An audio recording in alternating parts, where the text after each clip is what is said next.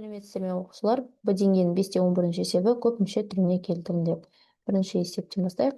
0,2а азайтылған 5y-тің квадраты. Бұл жерде 0,2аны квадраттаймыз.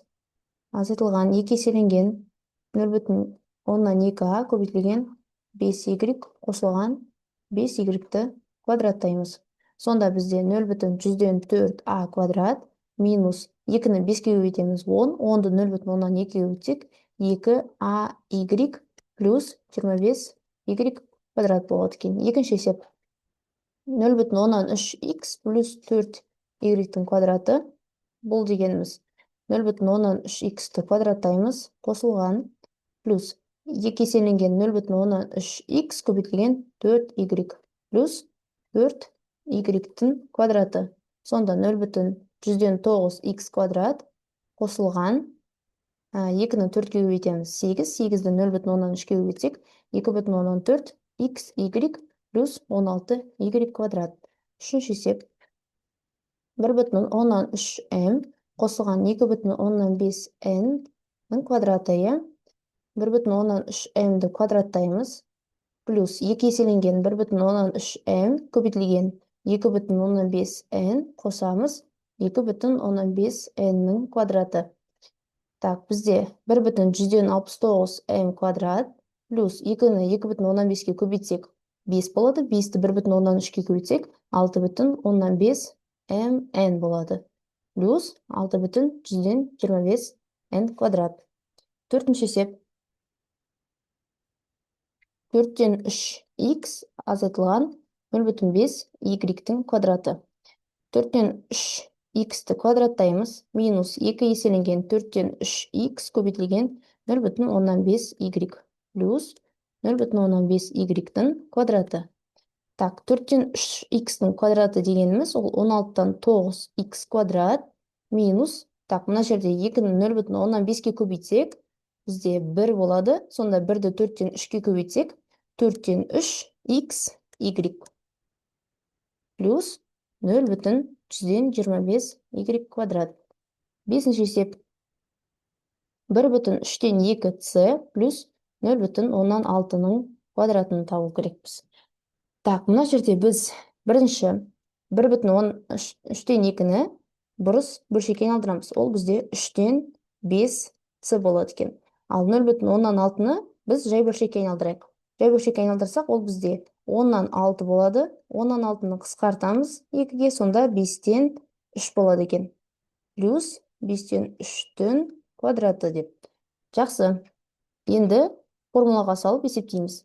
5-тен 3-ның квадраты қосылған 2 еселенген 5-тен 3. Так, 3-тен 5 қой. 3-тен 5c-ның квадраты қосылған 2 еселенген 3-тен 5c көбейтілген 5-тен 3 қосыламыз 5-тен 3-тің квадраты. Сонда қараңыздар. 3-тен 5c-ның квадраты ол бізде 9-дан 25c квадрат плюс, мына жерде ықшамдаймыз, 5 пен 5 қысқарады алымдағы, және бөліміндегі 3 пен 3 қысқарады. Сонда бізде жай ғана 2 деген коэффициент қалады екен, 2c плюс 25-тен 9. Соңғы 6-шы есеп 6-дан 5 пи минус 5-тен 3 q-дің квадраты. 6-дан 5 пиді квадраттаймыз, азайтылған 2 еселенген 6-дан 5 пи көбейтілген 5-тен 3 q қосамыз 5-тен 3 q-дің квадраты. Сонда 36-дан 25 пи квадрат. Так, мына жерде бізде не қысқарады, қарайық. 5 пен 5 қысқарады, 6 мен 3 қысқарады, 2 қалады бөлімінде, алымында 1 қалады. Так, мына 2 мен бөліміндегі 2 тағы да қысқарады. Сонда бізде коэффициент жай ғана 1 қалады екен. Әріптерін ұмытпаймыз. PQ минус PQ қосылған 25-тен 9 Q квадрат болады екен. Келесі есеп 5-те 12-ші есеп көпмүшеге түрлендіріңдер. Так, бірінші есеп x квадрат плюс 3y-тің квадратын табу керек екенбіз. X квадратты квадраттаймыз, қосылған 2 еселенген x квадрат көбейтілген 3y плюс 3y-тің квадраты. Так, мына жерде бізде a-ның m дәрежесіне n дәрежесі дегеніміз, ол осы m мен n-ді бір-біріне көбейтеміз деген сөз, иә? Демек, 2-ні 2-ге көбейтсек, x-ның 4 дәрежесі болады екен. Плюс 2-ні 3-ге көбейтеміз, 6, x квадрат y плюс 9 y квадрат. Екінші есеп 0,3 a квадрат плюс 4b-ның квадраты. Бұл бізде 0,3 a-ны a квадратты тағы бір рет квадраттаймыз. Плюс 2 еселенген 0,3 a квадрат көбейтілген 4b плюс 4b-ның квадраты. Сонда 0,100-ден 9 a-ның 4 дәрежесі болады. Неге? Себебі мынау дәрежелер бір-біріне көбейтіледі. Плюс 2-ні 4-ке көбейтеміз, 8, 8-ден 0,3-ке көбейтсек, 2,4 a квадрат b плюс 16b квадрат болады екен. Үшінші есеп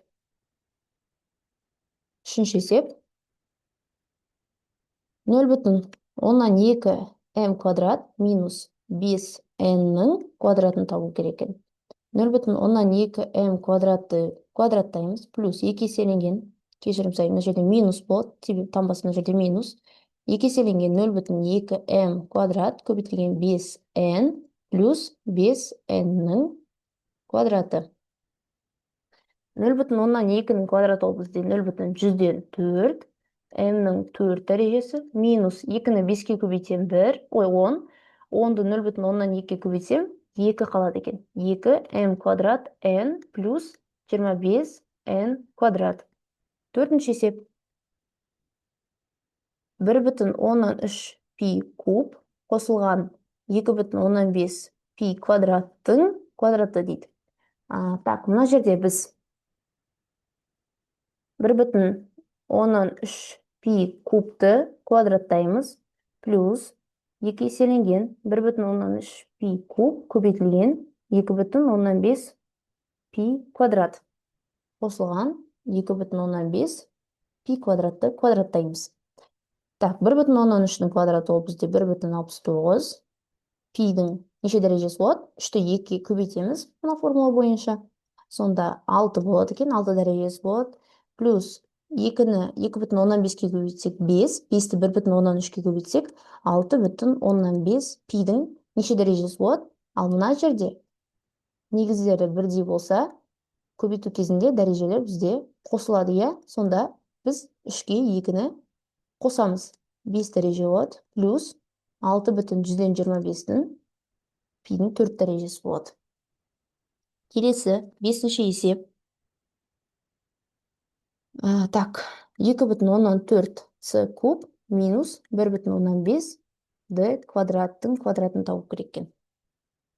Так, бірінші 2,4 с кубты квадраттаймыз. Азайтылған 2 еселенген 2,4 с куб көбейтілген 1,15 d квадрат плюс 1,15 d квадраттың квадраты.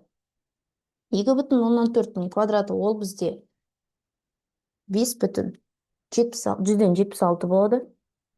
5,176 с-ның 6 дәрежесі минус 2-ні 1,15-ге көбейтсек 3, 3-ті 2,4-ге көбейтсек 7,2 с куб d квадрат плюс 2,125 d-ның 4 дәрежесі болады екен.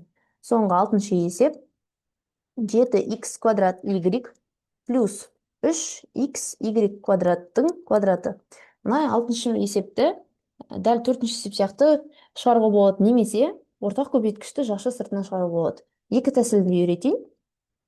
Бірінші тәсіл қызымен жазайық. Қараңыздар.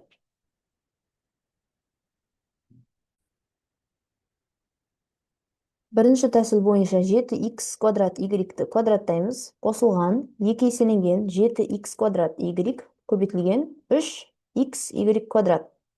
Қосамыз 3xy квадраттың квадраты. Так, бізде 49 x-ның 4 дәрежесі y квадрат плюс 2-ні 7-ге көбейтеміз. 14, 14-ті 3-ге көбейтсек 42 болады екен. x-тің қанша дәрежесі болады қарайық. Мына жерде бізде көрінбейтін бір дәрежелер бар. Егер негіздері бірдей болса, яғни x пен x бірдей болып тұр ғой, онда дәрежелері көбейту кезінде қосылады. 2-ге 1-ді қоссақ, x-тің 3 дәрежесі болады, ал y-ті қарайық, 1 дәрежесіне 2 дәрежесін қоссақ, 3 дәреже болады екен. Плюс 9x квадрат y-тің 4 дәрежесі. Енді қараңыздар, екінші тәсілмен осыны шығарып көрейік. Ортақ көбейткішті жақша сыртынан шығарсақ, қалай болады екен? Бұл жерде 3xy квадраттың квадрат. Бұл жерде бізде xy ортақ көбейткіш болып тұр, иә? Соны жақша сыртынан шығарайық. Бірінші xy шығарайық. Сонда жақшаның ішінде не қалады бізде? 7x плюс 3y қалады екен. Квадраттаймыз. Енді мына xy-ті бөлек бір квадраттап аламыз. Ол x квадрат y квадрат болады.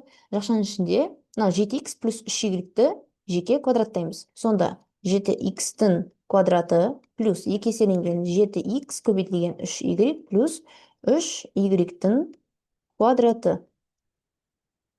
Сонда x квадрат, y квадрат жақша сыртында қалады, ал жақша ішінде 49x квадрат плюс 42xy плюс 9y квадрат болады.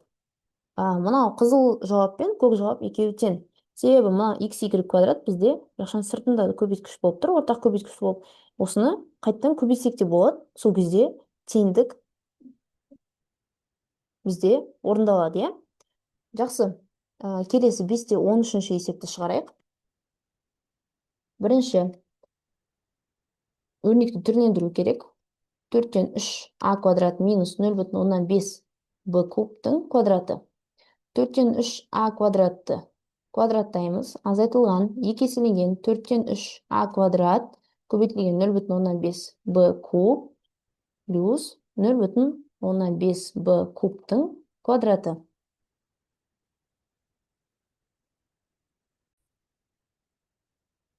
16-тан 9а-ның 4 дәрежесі минус 2-ні 0,15-ке көбейтсек 1, 1-ді 4-тен 3-ке көбейтсек, әрине 4-тен 3-ні өзі шығады. А квадрат b кубты ұмытпаймыз, плюс 0,125 b-ның 6 дәрежесі болады. Бағана формуланы қайталап жаз қояқ. А-ның m дәрежесіне n дәрежесі дегеніміз, m мен n-ді көбейту деген сөз. Ал егер негіздері бірдей, А-ның m дәрежесі және А-ның n дәрежесі көбейтілсе, онда А өзі бірлет жазылады да, m мен n дәрежесі қосылады екен. Келесі екінші есеп. 1,3-тен 2x квадрат плюс 0,6 y-тің 4 дәрежесінің квадраты. Енді 1,3-тен 2x квадратты біз бұрыс бөлшек ретінде 3-те 5x квадрат деп жазайық. Ал 0,6 дегеніміз, бағана ғана айттық, ондық бөлшекті жай бөлшекке айналдырғанда 10-6 деп жазамыз. Одан кейін 10 мен 6 жұпсан болғандықтан 2-ге қысқарады, демек 5-тен 3 қалады екен. Сонда плюс 5-тен 3 y-тің 4 дәрежесінің квадраты деп осылай жазып алуымызға болады. Енді 3-тен 5 x квадратты квадраттаймыз. Қосылған 2 еселенген 3-тен 5 x квадрат көбейтілген 5-тен 3 y-тің 4 дәрежесі плюс 5-тен 3 y-тің 4 дәрежесінің квадраты. Такс, енді бізде мынау жерде 9-дан 25 x-тің 4 дәрежесі болады. Мына формулаға сәйкес. Қосылған 5 пен 5 қысқарады, 3 пен 3 қысқарады, сонда коэффициент тек қана 2 қалады екен. 2x квадрат y-тің 4 дәрежесі плюс 25-тен 9 y-тің 8 дәрежесі. Келесі үшінші есеп. b-ның n дәрежесі минус b-ның өзі, соны квадраттаймыз. b-ның n дәрежесін квадраттаймыз, минус 2 еселенген bn көбейтілген b-ның өзі плюс b-ның квадраты, иә? Так, мына жерде n-ді 2 көбейтсек 2n болады, минус, қараңыздар, мына көбейту кезінде дәрежелері не істейді дедік, біз бағана қосылады дедік. Мына b-ның көрінбейтін бір дәрежесі бар. Сонда 2 еселенген b-ны бірлет қана жазамыз да, дәрежелерін қосу ретінде n плюс 1 деп жазамыз. Плюс b квадрат. Төртінші есеп. x-тің m дәрежесі минус x-тің квадраты. x-тің m дәрежесін бөлек квадраттаймыз, минус 2 еселенген x'nin m дәрежесі көбейтілген x плюс x-ның квадраты. Тағы да, мына жерде бірінші формулаға сәйкес жақша кезінде m-ді 2-ге көбейтеміз, ол бізде 2m болады, минус 2, енді қараңыздар, мына жерде x-ның бір дәрежесі бар көрінбейтін, егер негіздері бірдей болса, ол негізді бірлет жазамыз, одан кейін көбейту кезінде дәрежелерін қосамыз, яғни m плюс 1 деп қалдырасыздар. Қосылған x-ның квадраты. Келесі 5-ші есеп. С-ның k плюс 1 дәрежесі қосылған с-ның k дәрежесі, соны квадраттау керекпіз. С-ның k плюс 1 дәрежесін квадраттаймыз, плюс 2 еселенген с-ның k плюс 1 дәрежесі көбейтілген с-ның k дәрежесі қосылған с-ның k дәрежесінің квадраты. Так, мына жерде бірінші қасиетке сәйкес, ережеге сәйкес 2 еселейміз. Значит, демек, с-ның 2k плюс 2 дәрежесі қосылған 2 с-ны қалдырамыз. Мына жерде дәрежелер көбейту кезінде қосылады. Демек, k плюс 1 плюс k қосылған с-ның 2k дәрежесі. Енді ықшамдап жазуға болады мынаны. K-ға k-ны қоссақ, қанша болады? 2k плюс 1 деп жазуымызға болады. Соған с-ның 2k дәрежесі. Міне осындай есеп, және соңғы есеп a-ның m дәрежесі плюс b-ның n дәрежесінің квадраты. Бұл жерде a-ның m дәрежесін квадраттаймыз, қосылып 2 еселенген a-ның m дәрежесі көбейтілген b-ның n дәрежесі қосылған b-ның n дәрежесінің квадраты. Бұл бізде оңай, a-ның 2m дәрежесі плюс 2 еселенген a-ның m дәрежесі, b-ның n дәрежесі өзі жазылып қала береді, себебі олардың негіздері әртүрлі a мен b деп тұр. Бірдей әріп болса, бізде дәрежелерін қосуға болатын еді, алдыңғы 3-ші, 4-ші, 5-ші есептегідей, бірақ бұл жерде әріптер әртүрлі, демек, осылай қала береді. Плюс b-ның 2n дәрежесі. Жақсы, осымен бізде аяқталды есептерді шығару. Егер видео ұнаса, лайк басып кетіңіздер, тіркелуді ұмытпаңыздар, комментарийде сұрақтарыңыз болса, жазыңыздар, мен жауап беруге әрқашан дайынмын. Сіздермен болған Динас Төлегенқызы, сау болыңыздар.